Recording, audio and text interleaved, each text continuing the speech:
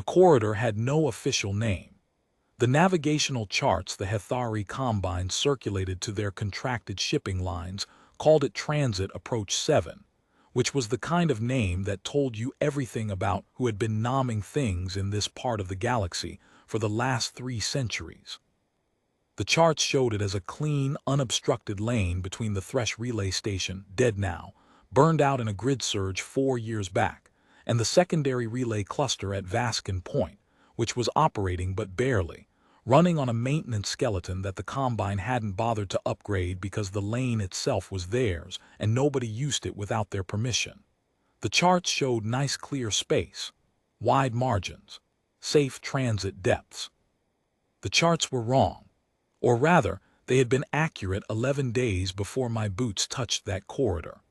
After 11 days of me and 4 other people, and about 40 metric tons of repurposed salvage hardware, the charts were wrong in ways that would take the Combine's engineers 3 weeks to fully catalog.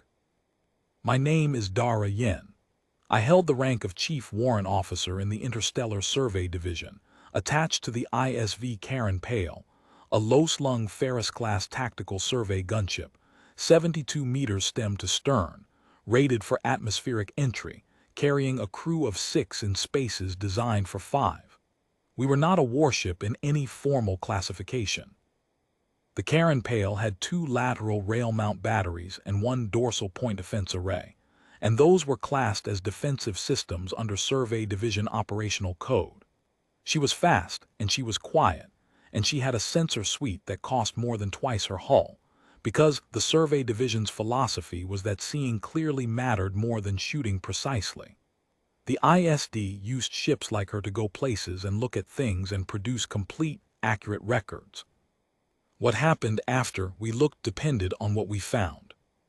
What we found, on approach to Transit 7, was an intercept notice from the Hethari Combine's Regional Enforcement Division, logged through the relay at Vaskin Point and addressed to the commanding officer of the Terran Gunship. The notice was polite in the way that a man with a weapon pointed at you is polite when he asks for your cargo manifest. It informed Captain Reith Salvar that the Terran Gunship was operating inside Combine-administered transit space without a valid permit, that all non-permitted vessels were subject to interception and cargo seizure, and that a compliance escort would be dispatched within 48 hours to facilitate the permitting process.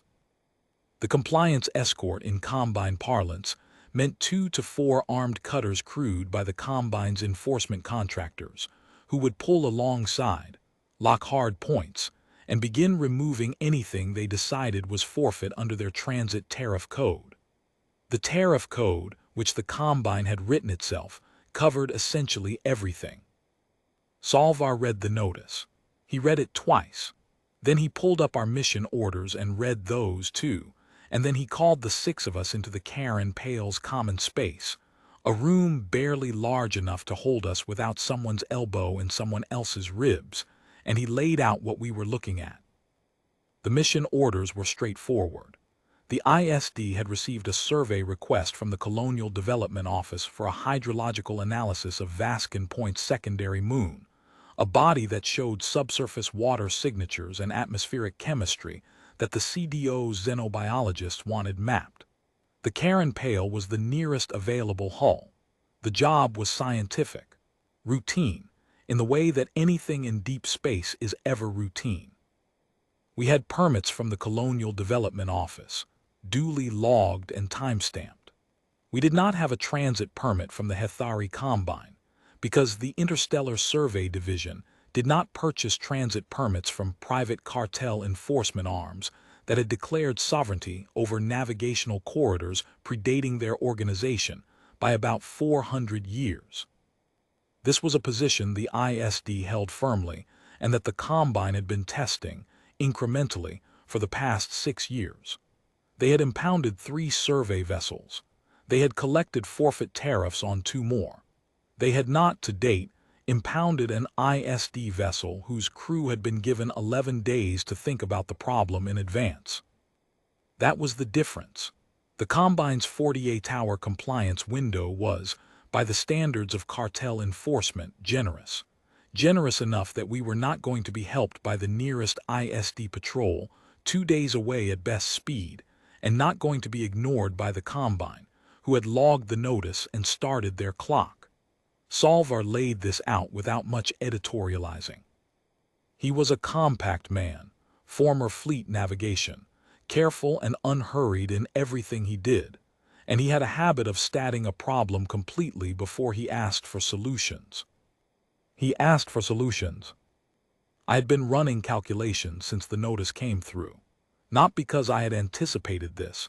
You do not anticipate a cartel intercept notice in the ordinary course of a scientific survey, but because calculation was my reflex when a situation changed, and the situation had changed. I had the corridor's full sensor map on my tablet. Everything the Terran Pale suite had pulled in the 14 hours since we'd entered Transit 7. 17 debris clusters from the Thresh relay surge. 11 intact relay node housings drifting in distributed positions across the corridor's approach lane, dead, their power cores long since discharged, their electronics fried by the same surge that had killed the Thresh station. 4 asteroid bodies, none large enough to generate meaningful gravity, but all large enough to be useful. And one very important operational fact. The Combine's enforcement cutters were not combat vessels.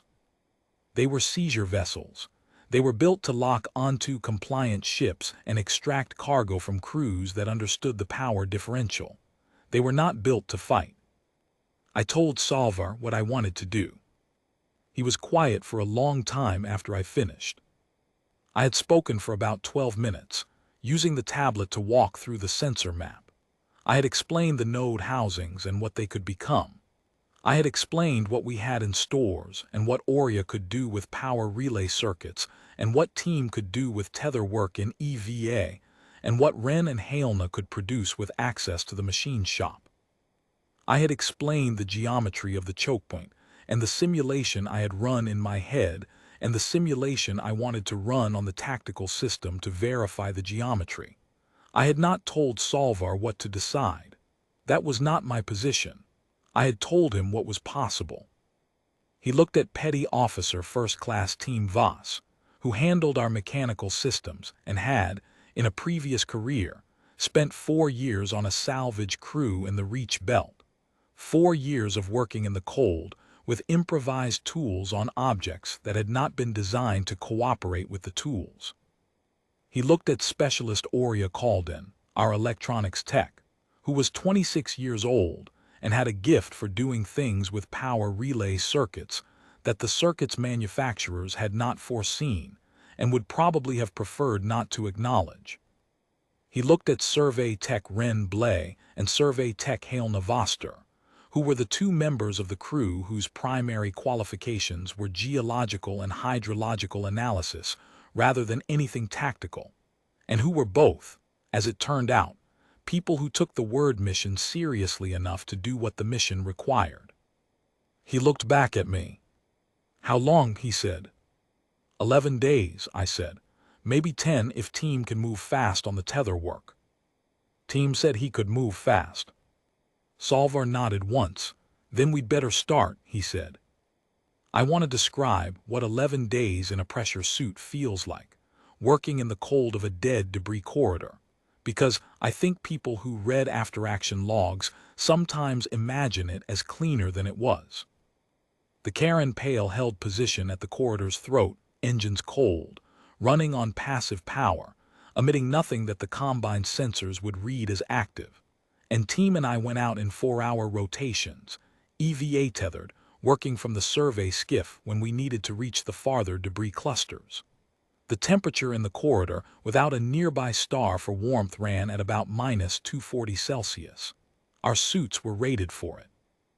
Our suits being rated for it and the work being comfortable were 2 entirely different things. The first thing we did was the relay node housings. 11 of them, distributed across a space roughly 14 kilometers wide and 40 kilometers deep, from the corridor's entry point to a natural choke point where 2 of the asteroid bodies sat close enough together to define a lane that any approaching vessel would have to thread. The node housings were steel-cased cylinders about 3 meters long and half a meter wide, the dead shells of signal repeaters that the old survey infrastructure had seeded through this corridor before the Combine existed. Their power cores were dead. Their electronics were fried. But the housings themselves were intact, airtight, and already in space, already positioned, already something that any approaching ship's sensor array would read as background clutter rather than anything worth cataloging with care. They had been there for years. Their radar cross-section was logged in the navigational background data for this corridor. To the Combine's sensors, they were furniture. They were part of the room. Aurea rebuilt their electronics. Not to restore their original function. She wasn't restoring a dead relay network, but to give each housing a new function entirely. Each housing got 3 things: a sensor trigger, a power relay, and a command receiver. She worked from inside the ship most of the time, running leads out through our external access ports and through data conduits that team had rigged to reach the nearest 3 housings without full EVA work. For the more distant nodes, she wrote the electronics packages, tested them on the bench in the equipment bay, sealed them in environment casings, and handed them to me or team to install during the EVA rotations. Each housing got a small secondary power cell from our stores, not large, not anything that would read as a significant power source on a passive sensor sweep, but enough to run Aurea's electronics package for about 400 hours. Each housing got a transmitter keyed to a command frequency that only the Terran Pale's systems knew. The command encryption was 3-layer. Aurea said it would take a Combine signals analyst about 2 days to crack it if they were very good. We were not expecting to need it to hold for 2 days. What each housing did with the power Aurea gave it depended on what we put inside it. Some of them got nothing exotic. 3 of the node housings closest to the corridor entry became sensor nodes, passive listening arrays that would give us a real-time picture of anything entering the corridor before it came within range of the Terran Pale's own suite. In a debris corridor with significant clutter, any approaching vessel running active sensors would be looking for large returns, large reflective surfaces, objects that moved or emitted. Our nodes were small and cold, and anchored to objects that had been in the corridor's background noise for years. They would not be found by a casual sweep, and possibly not by a careful one. Positioning them was more demanding than Aurea's electronics work, because positioning mattered in a way that could not be corrected after the fact. I ran the coverage geometry from the Terran Pale's tactical display, while team did the EVA work, and we communicated by suit radio in a channel mode that produced almost no detectable emission. Each node had a coverage arc, and the 3 arcs needed to overlap enough that any entry into the corridor would be caught regardless of approach vector.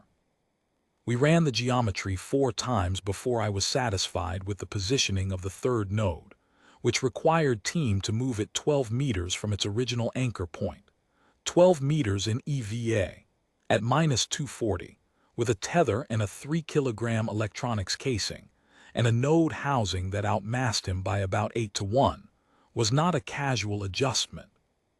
Team did not complain about it. He moved the node and reported the new position, and asked me if the geometry was right. The geometry was right. The other 8 housings got the harder work, which took longer and required all 5 of us in some capacity. Team had identified our 2 emergency beacon assemblies on the first day.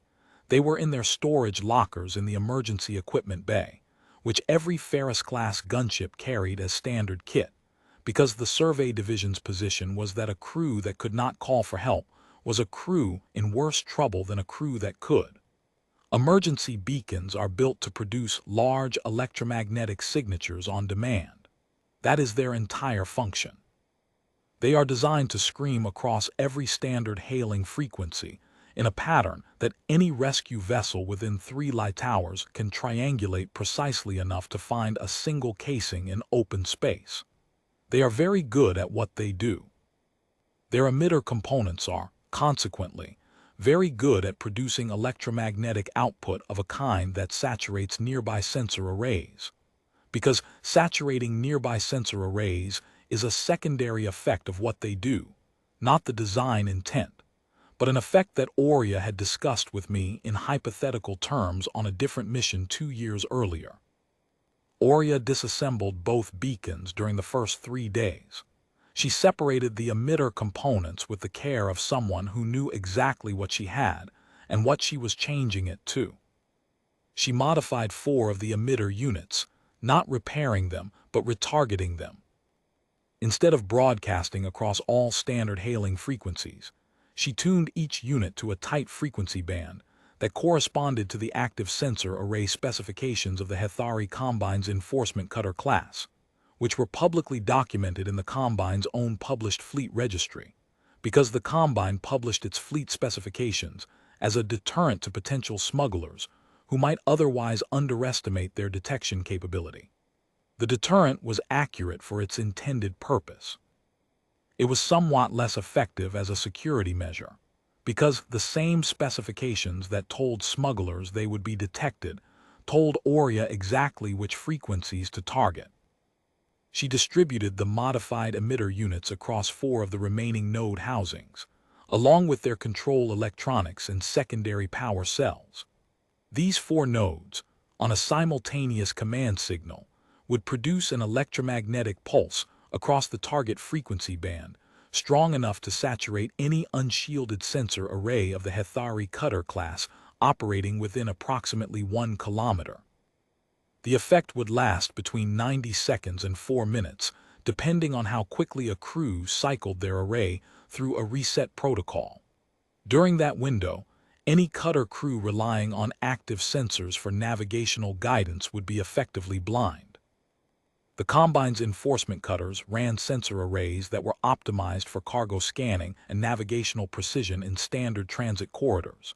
They were excellent at those things. They were not military shielded, because military shielding was expensive and heavy, and the Combine's enforcement arm was not a military. This was a reasonable decision on the Combine's part for the situations they normally encountered. It was a decision with consequences in the situation they were about to encounter. That portion of the work took 4 days in total, and used both team and me for most of it, running EVA rotations to anchor the node housings in their final positions, and run the physical power connections between the secondary cells and Aurea's electronics packages. I calculated positioning from the tactical display, team placed and anchored. By the end of day 4, the 4 impulse nodes were distributed across the middle section of the approach lane, spaced so their overlapping fields covered any reasonable formation spacing that a 6-gutter fleet might use on standard approach. The remaining 4 housings required Ren and Helena. Survey vessels carry shape-charge tools for geological sampling. This is standard equipment, not classified, listed in the Survey Division's open specifications for the Ferris class and every other scientific hull it operates. The tools are used to crack open rock faces, to expose subsurface geology, to shear off material samples from asteroid bodies in conditions where other extraction methods are impractical. They are designed for geological rather than combat use, which means their yield and their directionality are calibrated for breaking rock, not for anything else. They are not weapons. They are not designed to be weapons, and the Survey Division does not purchase them as weapons, and the crews that use them in the ordinary course of survey work think of them the way a construction crew thinks of shaped demolition charges, as a precise industrial tool. The Terran Pail carried 16 of them, in various yield ratings for different geological applications. Ren and Helena spent 5 days in the machine shop. They worked 12 hours out of every 24, and they slept in short rotations, and they ate at the machine shop bench more often than not, because the design problem they were solving was not simple, and they were both people who disliked leaving a design problem half-resolved. What they were building was a mounting and triggering assembly for each of the 4 remaining node housings, a system that would hold a shape-charge tool at a defined orientation relative to the housing's long axis, connect it to Aurea's command electronics, and on command signal, Trigger the charge at a defined firing angle. I specified the geometry.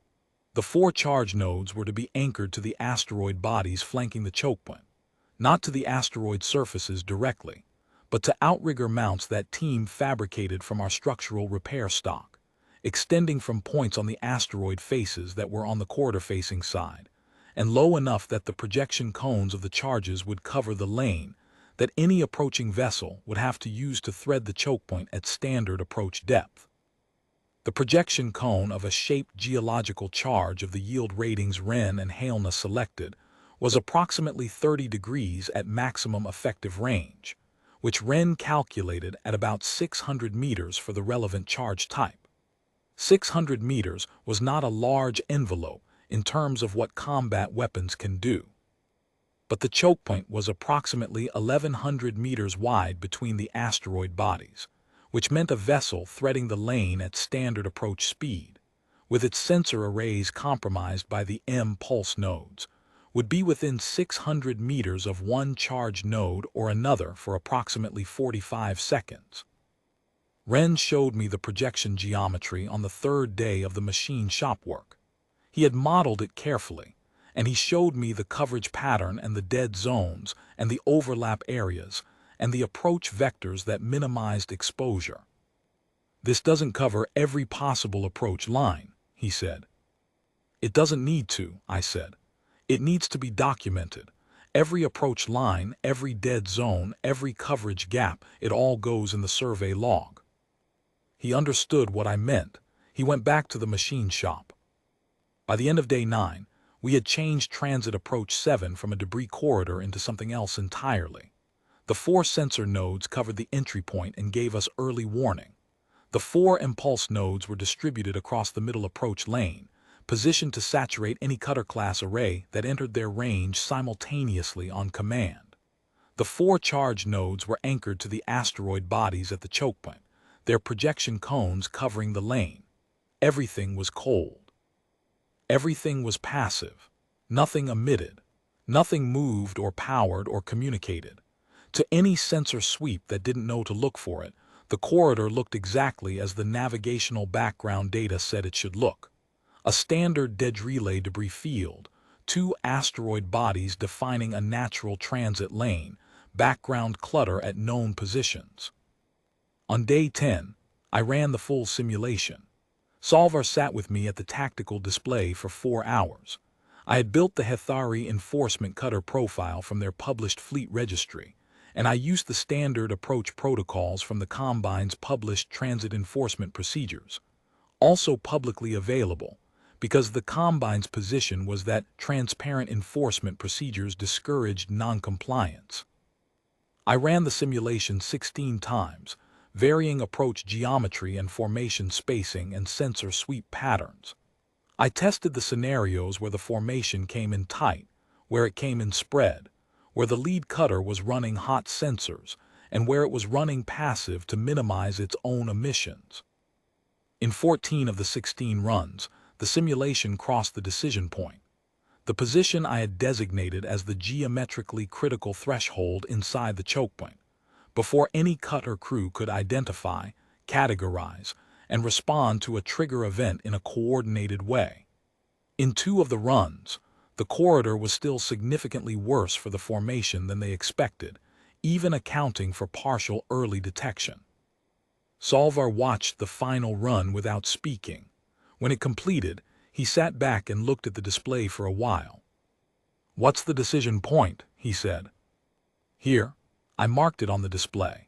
It was a position approximately 8 kilometers from the Terran Pale, inside the choke point, committed to the approach lane, past the last position from which a cutter crew running at standard approach speed could reverse course before the M-pulse nodes would be within saturation range. If they reach this point with active sensors, the pulse nodes go. If they try to stop and reverse after the pulse nodes go, they're using passive guidance in a choke point they haven't fully mapped, and the charge nodes on the asteroids are within their projection cones. Solvar studied the display, and if they don't come in at all, if they see something they don't like at the corridor entry and stop. "Then they stop," I said. And we talk. He nodded. What do we say? We send them the survey log, I said. Everything. Every node position, every specification, every trigger threshold, every simulation run. The full 43-page technical document, transmitted the moment they enter the corridor. We give them the information before they need to experience it. We give them the option to understand what they're looking at while they still have room to make a considered decision. Salvar was quiet for a moment. I could see him working through it. You're not building a trap, he said. No, I said. I'm building a demonstration. The trap would be if we didn't send the document. He sat with that. Then he nodded slowly and said we would do it that way. On the 11th day, the Combine's fleet came. It was not 2 to 4 cutters, it was 6. I had run the probability in the back of my head during the machine shop days, and I had thought 6 was possible. Not because I had any specific intelligence on how the Combine sized its enforcement responses, but because an ISD vessel that had ignored a compliance notice for 9 days and counting was, from a cartel enforcement perspective, either a much softer target than expected or a much harder one, and the conservative professional response was to bring more than you thought you needed. The Combine's enforcement commanders were professionals. They brought 6 Hethari Combine enforcement cutters, each approximately 40 meters, running in a 2-3-1 formation, active sensors sweeping ahead of them in a pattern I recognized as their standard approach protocol, the published protocol, the one I had modeled in the simulation. The lead cutter's array ran a broad sweep first, looking for active emissions, then a narrow sweep along the transit lane centerline, then a secondary sweep of the lateral margins. Standard, clean, professional. Our entry nodes picked them up 37 kilometers out. I was at the sensor station. Team was at the mechanical board, watching the node status telemetry. Oria had her command relay console open, both arms inside the housing where her hands could reach the physical trigger controls if something in the electronic link failed. Not because she expected it to fail, but because she trusted her hands and she thought physical backup was sound engineering practice. Ren and Helena were at the aft monitoring station, watching the visual feed from the skiff camera we'd anchored at the choke point, which was giving us a line-of-sight view of the lane and the asteroid flanks. Salvar was in his chair, and he was watching my display. The Combine formation entered the corridor at 37 kilometers. They were good at what they did. The formation was tight and disciplined. The lead cutter's sweep pattern covered the corridor's full width before the formation advanced, and the formation held spacing well, the 2-3-1 geometry maintained without visible drift. They identified the asteroid bodies at long range and logged them correctly as navigational hazards. They swept through the debris clusters in systematic order. They identified our relay node housings, all 11 of them, one by one as they came into scan range, and logged them in sequence as background clutter. I watched the sweep pattern on our passive display, and I counted the dwell time on each housing, approximately 0.8 seconds per housing before classification and movement on. They were looking for active emissions, for power signatures, for anything that broke the background profile. The node housings had none. The housings were cold and dark and dead-looking, and they had been in this corridor's background data for years before we touched them.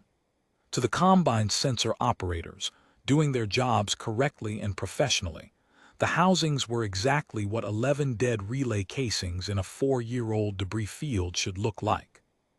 At 22 kilometers, the lead cutter transmitted. The transmission was addressed to the commanding officer of the unidentified survey vessel at the far end of Transit Approach 7, and it instructed said officer to activate all running lights, begin broadcasting a vessel identification signal, and hold position for compliance boarding. The tone was polite. That kind of polite comes from 6 cutters and a great deal of confidence in the arithmetic. I transmitted the 43-page document the moment the signal cleared. Salvar opened the channel simultaneously. Hethari Combine Enforcement, this is Captain Reith Salvar, ISV Karen Pale, Interstellar Survey Division. I'm transmitting a data package to your fleet lead now. I'd recommend you stop your approach and read it before you come any further." There was a pause of about 4 seconds. Then the lead cutter's officer, Enforcement Leader Karash, which was a Hethari enforcement rank roughly equivalent to Fleet Lieutenant, said, "Captain Salvar, your data package is received. We will review it after the compliance boarding. Continue to hold position." They had not stopped. The formation was still advancing at a measured and professional pace, now at 19 kilometers. "Enforcement Leader Karash," Salvar said, "I want to be very clear. The package I've sent you contains the complete survey log of everything my crew has done in this corridor over the last 11 days. I'd suggest you read it now, while you still have the room to make a considered decision. The alternative is that you learn the same information through a different method, and that method is less comfortable." Another pause, slightly longer.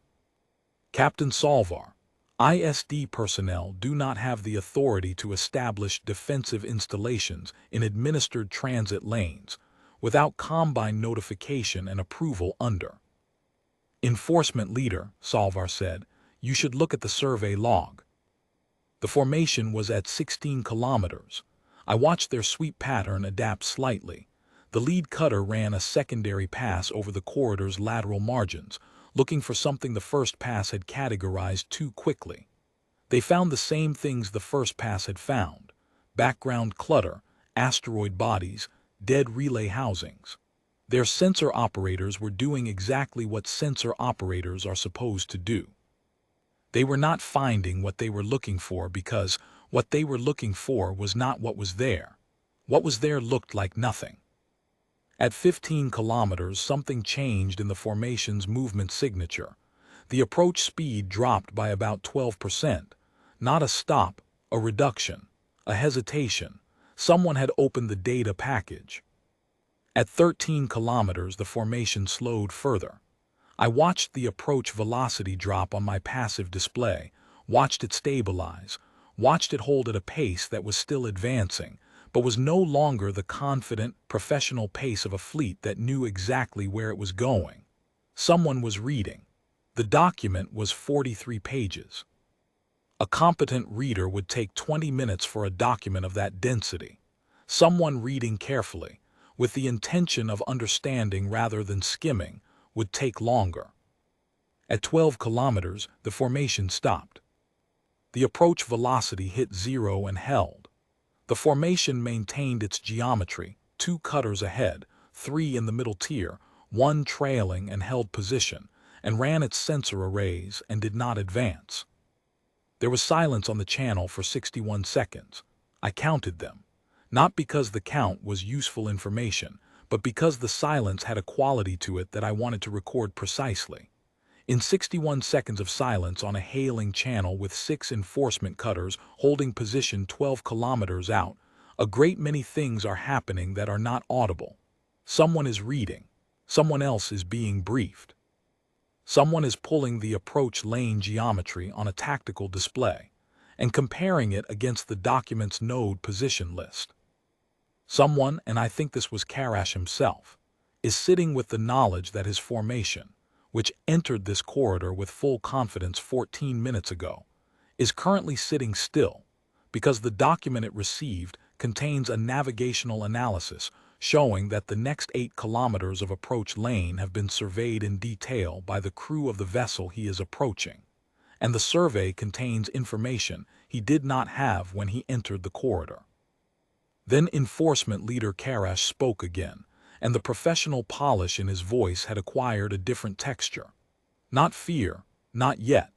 The careful quality of a professional who has been handed a document he had not anticipated and is taking time to understand what it means before he responds. "Captain Salvar, we are reviewing the document." "Take your time," Salvar said. They took 47 minutes. I watched their sensor arrays during those 47 minutes. The quality of the sweeps changed. The lead cutter ran 4 additional passes over the corridor's centerline at 15-kilometer range, using a narrower beam than standard approach protocol called for. a targeted sweep, looking for specific returns at specific positions. The positions were consistent with the node position list in the document. The sensor operators were checking the document's claims against their own readings. They were finding, in each case, returns that were consistent with the document's descriptions of cold, passive, non-emitting objects, which was correct, because that was what the nodes were. What the sweeps could not tell them was whether the nodes were what they appeared to be, or what the document said they were, or something else entirely. The sweeps could not confirm or deny the document's technical claims from 12 kilometers. To confirm or deny the technical claims, you would need to be closer, or you would need to trust the document, or you would need to send someone in ahead to look, and the document's navigational analysis addressed the geometry of each of those options as well. At the 47th minute, Karash came back on the channel. Captain Salvar, I am authorized to inform you that the Hethari Combine Regional Enforcement Division is requesting a formal communication with the Interstellar Survey Division regarding the status of Transit Approach 7. That request is noted, Salvar said. I'll transmit your request to ISD headquarters in the same data package I'll be sending them describing this incident. A pause. Captain, the document you transmitted describes installations in this corridor that are significantly outside what we would characterize as standard survey equipment. The Terran Pale is a survey vessel, Salvar said. We were surveying. The document contains everything we found. Another pause, longer than the last. Karash was not working from a script anymore. The scripts for Combine enforcement interactions did not include this situation. Captain Salvar, I need to ask you a direct question. Go ahead. Is this corridor navigable, at this moment, by my fleet? Salvar looked at me across the bridge. I held up one finger a moment and pulled the Trigger Authority log on my console. All 12 nodes showed green, cold, passive, armed, waiting on a command signal from the Terran Pale systems. I ran a status check manually, node by node. All 12 confirmed. I looked at Salvar and shook my head slowly. Enforcement Leader Karash, Salvar said, the corridor is navigable. I want to be precise about that. Nothing in this corridor will trigger without a direct command from this ship. You have my word on that, and you have the technical specifications in the document that confirm the triggering architecture. Your fleet can leave Transit 7 safely, right now, along the same approach vector you used to enter it. If you continue your approach toward this vessel, the situation is more complicated, and the document explains the geometry of each approach option in detail. The pause this time was 40 seconds. The Hethari Combine Enforcement Division is issuing a navigational restriction on Transit Approach 7, Karash said, pending formal review by Combine legal and technical authorities. This corridor is being designated restricted access pending assessment. Salvar's expression did not change. Enforcement Leader, I'd like a copy of that designation transmitted to this vessel for our mission log. It will be transmitted. Thank you, safe transit. The Combine formation reversed. They did it slowly and carefully, maintaining their formation geometry throughout, and I watched them on the passive display, 6 cutters backing out of a corridor at a pace that was notably more deliberate than the pace at which they had entered it. They were treating the corridor differently on the way out than they had on the way in. I noted that. At 30 kilometers, they turned and broke from the corridor entry on a vector back toward the nearest Combine administrative station. I tracked them for another 12 minutes until they dropped below the passive sensor threshold, and then I sat back in my chair and looked at the overhead of the Terran Pale's bridge for a while. Team Voss said from the mechanical board, "Do we get to go home now?" "We complete the moon survey first," Salvar said, "then we go home." The moon survey took 6 days. We ran it properly and fully, with all survey instruments deployed, because that was the mission, and the mission did not change because of what had happened in the corridor. Ren and Helena, found the hydrological signatures the CDO had requested, significant subsurface water at 2 independent depth profiles. Atmospheric chemistry, consistent with long-term human habitability with moderate terraforming. A site report that would eventually become the basis for a colonial development proposal that passed the feasibility review 18 months later. They were good scientists, and the 6 days of survey work were a different kind of useful than the 11 days of corridor work. Quieter. The kind of useful that involves instruments and data and a clear professional purpose that doesn't require anyone to spend time at -240°C. I spent most of the 6 survey days writing the after-action report. It took nearly the whole time, not because the events were complicated, but because I wanted the record to be precise about every decision and every technical choice, in the same way that I had wanted the 43-page document to be precise. If there was going to be a review board, and I was certain there was going to be a review board, I wanted the record to be complete and unambiguous. I wrote the EVA rotations and the node positions and the electronic specifications and the machine shop hours and the store's expenditure and the simulation methodology and the approach geometry and the channel transcripts. I wrote it in survey division report format because that was the format I knew, and because precision is not a courtesy in a document of that kind. It is an obligation. The review board convened 8 weeks after the Karen Pale returned to ISD Station Marath. It included 2 ISD legal officers, a fleet operations commander named Vorel Dench, who had a reputation for thoroughness that I found reassuring, and a technical representative from the Colonial Development Office. They had my after-action report. They had the 43-page technical document. They had the mission logs, the EVA records, the machine shop production log, the store's expenditure manifests, and the full passive sensor record of the combine formation's approach, hold, and withdrawal. They also had, formally entered into the record, a 17-page communication from the Hethari Combine Regional Administration to the ISD Office of Survey Operations, requesting clarification of the Survey Division's interpretation of Regulation 17 of the Survey Operations Code, with respect to the establishment of temporary defensive installations in contested transit corridors. The communication was careful and precise, written in the language of an organization that had encountered something it had not anticipated and was taking considerable pains to understand it on paper before any possibility of encountering it again. Commander Dench spent most of the review board asking me technical questions. She had clearly read everything available to her, and her questions showed she had thought about the answers before she asked them. How had I established the triggering threshold for the M-pulse nodes?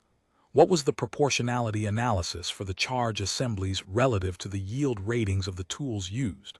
What would the outcome have been if the formation had entered the decision point before anyone opened the data package?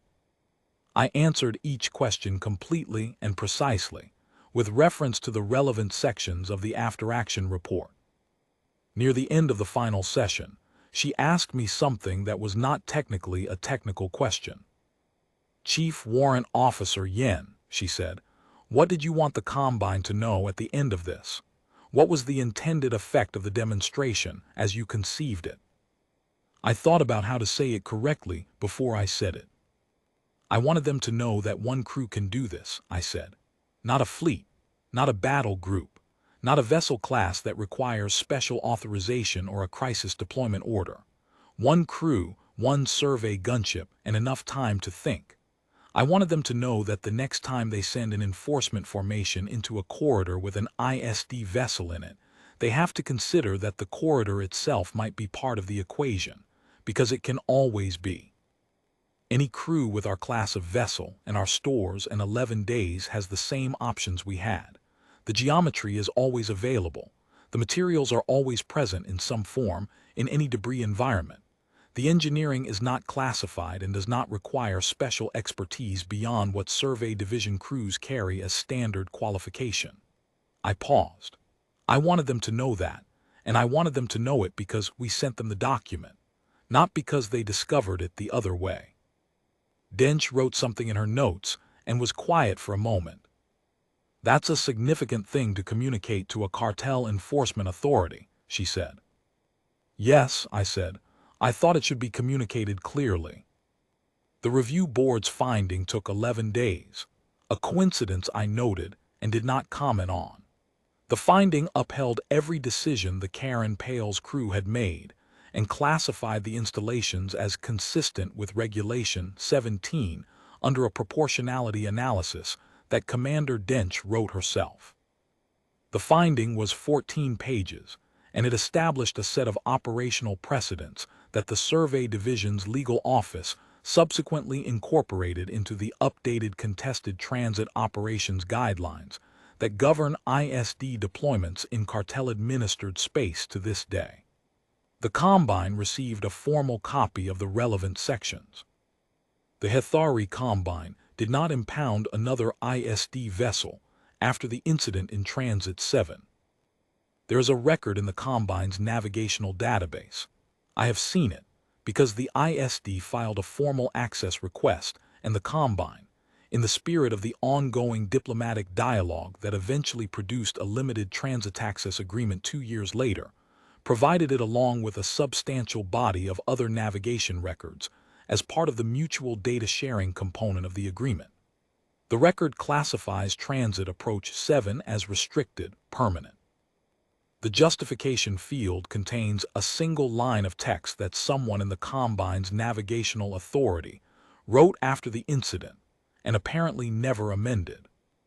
Terran Survey Vessel, Corridor Status Undetermined. I find that line more accurate than most official documents I have read. The status of a corridor with a Terran crew in it is, in fact, undetermined, because the determination depends on what that crew has been doing and how long they have had to do it. That is not a threat in any precise sense. It is a fact about what one crew with one ship stores and the right amount of time is capable of producing. The geometry is always available. The question is only whether someone has had the time to work it out. On the day the review board returned its finding, Salvar called the crew of the Karen Pale together in the common space where he had first asked for solutions 3 months before. He produced a bottle from his personal stores, not the standard ship's ration, something he had been holding for a specific occasion, and he poured 6 measures and handed them around. He did not make a speech. That was not how Salvar operated, and we would not have expected one. He raised his measure and we raised ours, and he said one thing. Well done. We drank. The common space was quiet for a moment, and then Team said that his shoulders would not recover from the EVA work for at least another year, and Orya said she had dreamed 3 nights running about power relay schematics, and Ren said the hydrological survey on the secondary moon was actually very good, and he hoped the CDO did something serious with it. And Helena said she was filing a formal maintenance complaint about the machine shop's lathe, which had been skipping at 600 RPM for the entire 11 days, and she had been too busy to report it. I listened to them talk, and I thought about the 6-day moon survey, and about what those 6 days had felt like differently from the 11 days before them.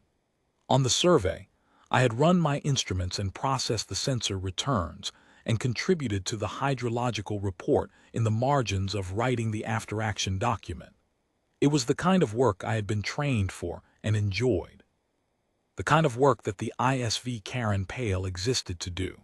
It was completely ordinary in the best sense of that word, and I think all of us, though none of us said it in so many words, had needed it.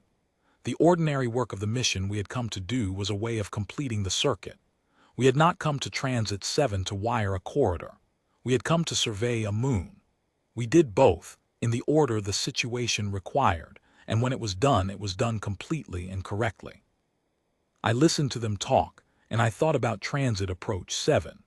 I thought about 11 days of cold and the geometry of 12 node positions across a 40-kilometer approach lane, and the specific professional satisfaction of watching a sensor sweep pass over something invisible, something I had placed and anchored in 4-hour rotations at operational temperature, and log it correctly as background clutter and move on into the dark. I thought about the 61 seconds of silence on the channel before Karash came back, and what that silence contained. A formation of 6 enforcement cutters, sitting still in a dead relay corridor, reading a 43-page technical document produced by one systems specialist on a 72-meter survey gunship, working through the geometry and deciding what to do about what the document described. A crew learned something in the course of 11 days of work like that, about what they can produce together when the problem is real and the time is finite, and about what the word capability means when you strip away the things that are usually attached to it, the gun turrets and the strike orders and the authorized force deployments and the fleet support structure.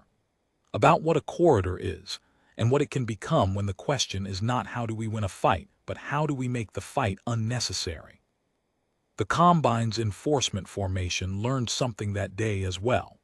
Their 17-page formal query to the ISD legal office is evidence that they took the lesson seriously enough to want its boundaries defined before they found them again some other way.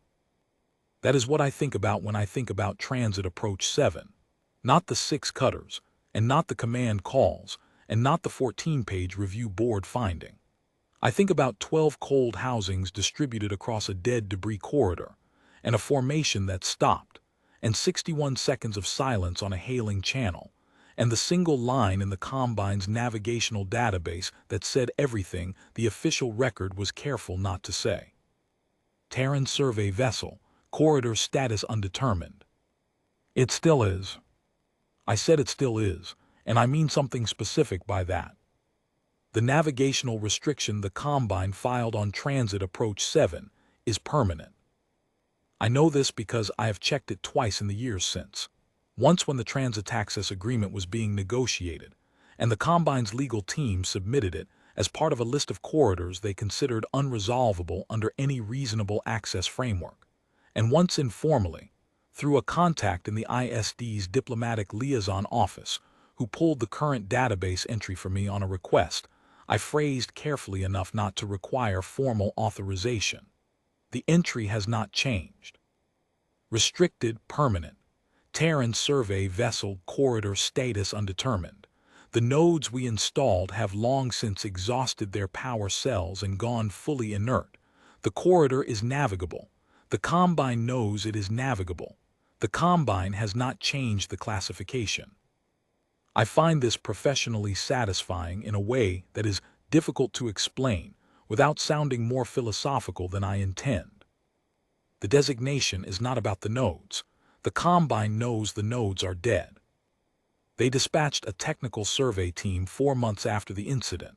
I know this from the Transit Access Agreement documentation, which included a Combine engineering report on Transit Approach 7 as part of the mutual disclosure component. And the survey team confirmed that all 12 node housings had returned to exactly what they appeared to be. Dead relay casings in a dead debris corridor, power cells exhausted, electronics non-functional, anchoring connections still in place. The team documented everything, with considerably more thoroughness than our own 400-page technical survey, because they were working at leisure and in daylight, not in 4-hour EVA rotations at -240. Their report confirmed that the installations had been exactly as the 43-page document described. The corridor is empty now in the way it was empty before we arrived, give or take 12 electronics packages and some anchor hardware. The Combine knows this. Their survey team confirmed it. The designation is still restricted, permanent. What the designation is about is the question of what the corridor might look like if a Terran survey vessel was ever in it again. That question does not go away when the power cells die. The geometry that made Transit Approach 7 what it was for 11 days is not a secret anymore. It is documented in the 43-page technical record and in the 14-page review board finding, and in the updated contested transit operations guidelines that the ISD made available to all member states of the Colonial Development Compact. The Combine has read those documents. They know the geometry. They know the materials.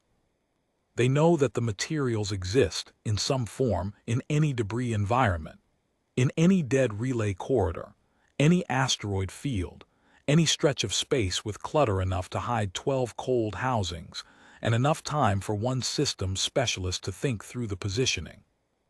The corridor status is undetermined not because no one has checked, but because the determination would have to be made fresh, every time, for every Terran survey vessel that entered it.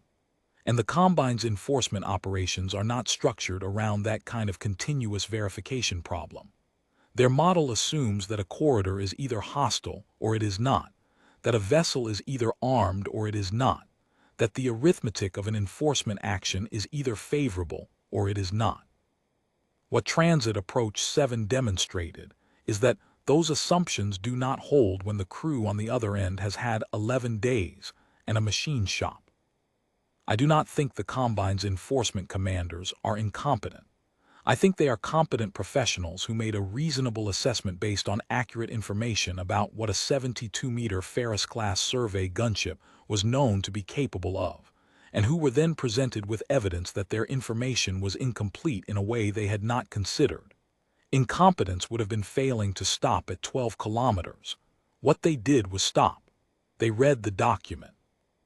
They asked the right question. They made a decision based on the new information. That is not incompetence. That is professional judgment operating correctly, and I have thought about this more than once, because the review board asked me more than once whether the intent of the demonstration was adversarial. It was not adversarial. I want to be clear about that, in the same way that I tried to be clear about it in the after-action report and in front of Commander Dench. A trap is adversarial. A demonstration is informational. I built a demonstration and I sent them the documentation before they needed to experience it, because my goal was not to damage 6 enforcement cutters. My goal was for the Hethari Combine Regional Enforcement Division to understand something about the operational calculus of deploying enforcement actions against ISD vessels in debris environment transit corridors. They understood it. Their 17-page formal query to the ISD legal office demonstrates that they understood it in careful detail and wanted its precise operational and legal contours documented before any further enforcement action in similar corridor environments. The Transit Access Agreement that followed 2 years later, imperfect, limited, requiring annual renewal and containing a dispute resolution provision that still produces arguments, is evidence that understanding can produce negotiation, and negotiation can produce workable arrangements, and workable arrangements can persist for years beyond the incident that created the conditions for them. That is not nothing. I think about the EVA work sometimes when I am trying to sleep. Not the conceptual work.